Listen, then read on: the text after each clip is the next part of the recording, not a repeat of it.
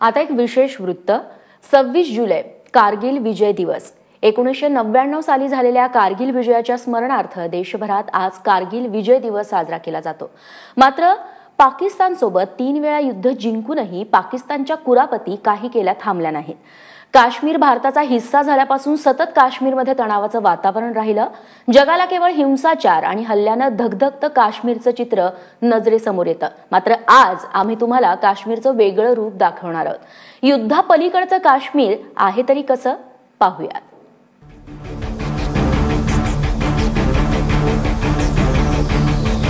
अमरनाथ हल्ल्यामुळे काश्मीरमध्ये शिरताना मनात थोडी धास्ती होतीच. श्रीनगर ते गुलमर्गच्या रस्त्यापर्यंत पावला पावलावर लष्कर. पण गाडी जेव्हा जोजिला खिंडीतून कारगिलकडे निघाली तेव्हा क्षणाक्षणाला चित्र बदलायला लागलं. तणावानं कोंदटलेलं मन हलकं होत गेलं आणि एका वेगळ्याच काश्मीरचं दर्शन घडलं. रस्त्याच्या दुतर्फा उत्तुंग पर्वतरांगा, डोकावणारी बर्फाच्छादित शिखरं आणि आपुलकीचा भाव जपणारी माणसं भेटू लागल्यावर फरक लगेच जाणवला. कारगिल म्हटलं की आपल्याला 1999चं युद्ध आठवतं. इथल्या हिमालयाच्या साक्षीनंच भारतानं पाकिस्तानच्या चिंधड्या उडवल्या होत्या. शिवाय ज्या ताशी नामग्याल या मेंढपाळानं पाक सीमेवरच्या हालचाली सगळ्यात पहिल्यांदा भारतीय लष्कराला कळवल्या होत्या ते देखील इथलेच. पण कारगिलची ओळख केवळ युद्धभूमीपुरती मर्यादित ठेवणं हे त्यावर अन्याय केल्यासारखं होईल. आणि म्हणूनच इथल्या पर्यटनाची ताकद सगळ्या जगाला कळावी या हेतूनं पुण्याच्या सरहद संस्थेच्या पुढाकारानं या ठिकाणी पहिल्या कारगिल आंतरराष्ट्रीय मॅरेथॉनचं आयोजन करण्यात आलं. भारत पाकिस्तान सीमेच्या अगदी टोकाला हिमालयाच्या पर्वतरांगांमध्ये मॅरेथॉन आयोजित करण्याची कल्पनाच भन्नाट आहे. 1999 जेव्हा कारगिल युद्ध झालं तेव्हा पुण्यामध्ये आम्ही काही तरुणांनी एक मोठी चळवळ उभी केली होती सैनिकांना पाठिंबा देण्याची. पण नंतर असं लक्षात आलं की हा पाठिंबा केवळ तोंडी देऊन नाही चालणार.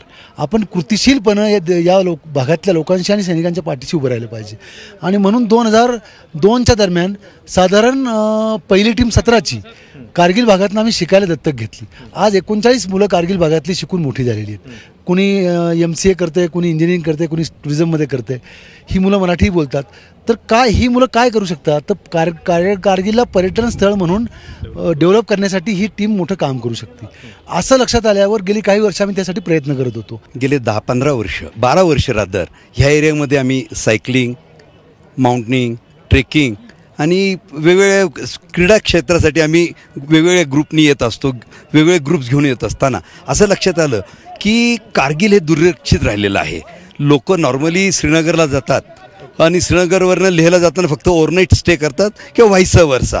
कारगिलला आम्ही ज्यावेळेस सायकलिंग करत असताना की आर्यन व्हॅली, सुरू व्हॅली, इतके सुंदर सुंदर व्हॅलीज आहेत की झंस्कार व्हॅली. तर त्याच्यासाठी जर स्पोर्ट्स टुरिझमला भरपूर स्कोप आहे हे लक्षात आल्यानंतर मग सगळ्या लोकांना आम्ही एकत्र करायचा प्रयत्न केला. मैं तो कहूँगा युद्ध का नहीं, करगिल के साथ जीत का वर्ड जुड़ा है क्योंकि वो जंग हमने जीती थी. So Kargil is a sign of win for our country.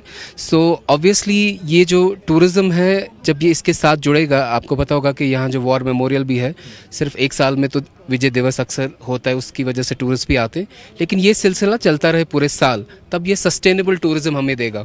और वही सस्टेनेबिलिटी हमें और करगिल के लोगों को चाहिए. काश्मीर खोऱ्यातल्या 700 ते 800 आणि बाहेरच्या जवळपास 150 जणांनी या मॅरेथॉनमध्ये भाग घेतला. मॅरेथॉनच्या निमित्तानं बाहेरचे अधिकाधिक लोक कारगिलमध्ये यावेत, हाच या स्पर्धेमागचा उद्देश. पुण्यात आलेलो आहे आणि ही माझी पहिली वेळ आहे. हे माझं पहिलं फर्स्ट टाइम आणि थेट कारगिल हे माझा पहिला अनुभव आहे आणि हा माझा लाईफ टाईम माझ्या मेमरीमध्ये राहिला असा माझा आयुष्यातला अनुभव आहे. इथं धावताना असं वाटत होतं की आपण पूर्ण करू मॅरेथॉन? नाही, असं मला इथं आल्यावर वाटलं नव्हतं की मी 5 किलोमीटरसाठी रजिस्टर केलं, पण मला वाटलं नव्हतं मी 5 किलोमीटर रन कराल. पण इथला ॲटमॉस्फिअर बघून मी 10 किलोमीटर रन, उत्साह सगळ्यांचं बघून मी 10 किलोमीटर्स कम्प्लीट केले. आपल्या इथे धावण्यात आपण थकवा नाही जाणून येत, पण इकडे थकवा जाणून येतो कारण आपण हाय अल्टिट्यूडवर आहोत. पण इकडे धावण्याची मजाच वेगळी आहे. काय नेमकं एक्सपिरियन्स केलं? एक्सपिरियन्स म्हणजे बेसिकली ब्युटी खूप सुंदर आहे. तुम्ही जर पाहत असलात म्हणजे सगळीकडे माउंटन्स अँड ऑल छानपैकी तुम्ही पळू शकतात. पण नंतर जेव्हा ब्रेथलेसनेस जो येतो त्यावेळेस थोडंसं थांबावं लागतं. हिमालयाच्या साक्षीनं एक भन्नाट व्यक्तिमत्व आम्हाला भेटलं. Major D.P. सिंग 1999च्या युद्धात मेजर DP सिंग जखमी झाले होते. उपचारादरम्यान त्यांना मृत घोषित करण्यात आलं होतं, पण जगण्याच्या दुर्दम्य इच्छाशक्तीनं त्यांनी मृत्यूलाही परतवलं. एक पाय गमावल्यानंतरही त्यांची धावण्याची आवड कुणीच रोखू शकलं नाही.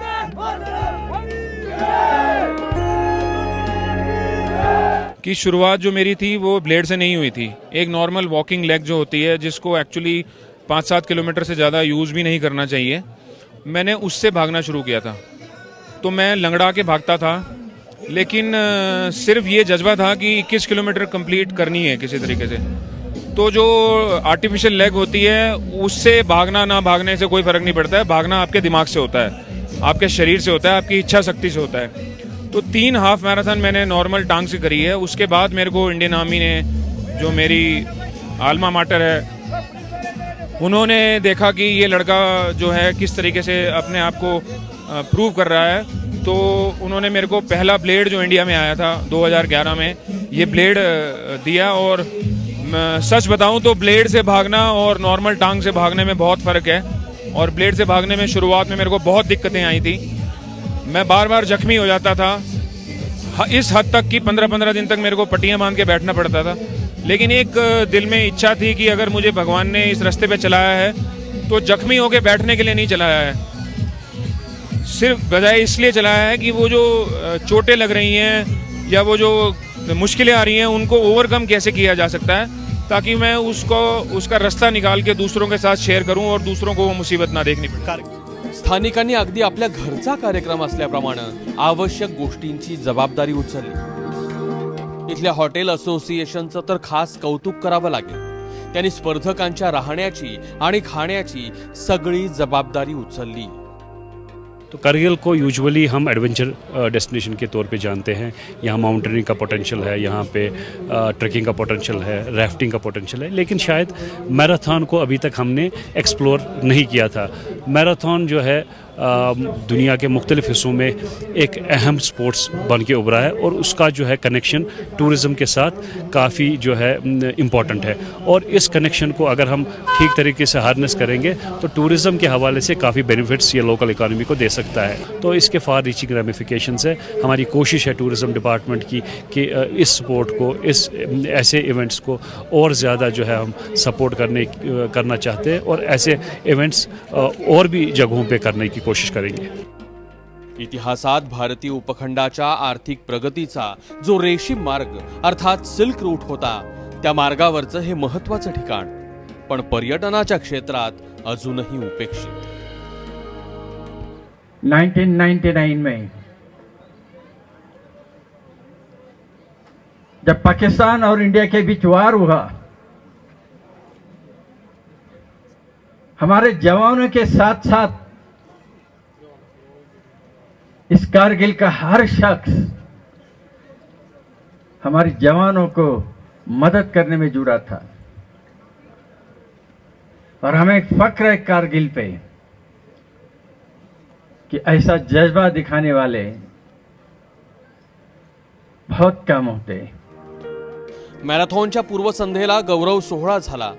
यासाठी देशाचे संरक्षण राज्यमंत्री सुभाष भामरे आवर्जून उपस्थित होते. एखादा केंद्रीय मंत्री कारगिलमध्ये अशा सार्वजनिक सोहळ्याला उपस्थित राहण्याची ही कदाचित पहिलीच वेळ. कारगिलनं देशासाठी योगदान देऊनही इथल्या स्थानिकांना लष्कर भरतीत दुजाभाव केला जातो याकडे एका स्थानिक नेत्यानं लक्ष वेधलं. कारगिल गौरव या पुरस्कारानं ज्यांना सन्मानित करण्यात आलं त्यात एक मराठी नावही होतं, वीणा पाटील.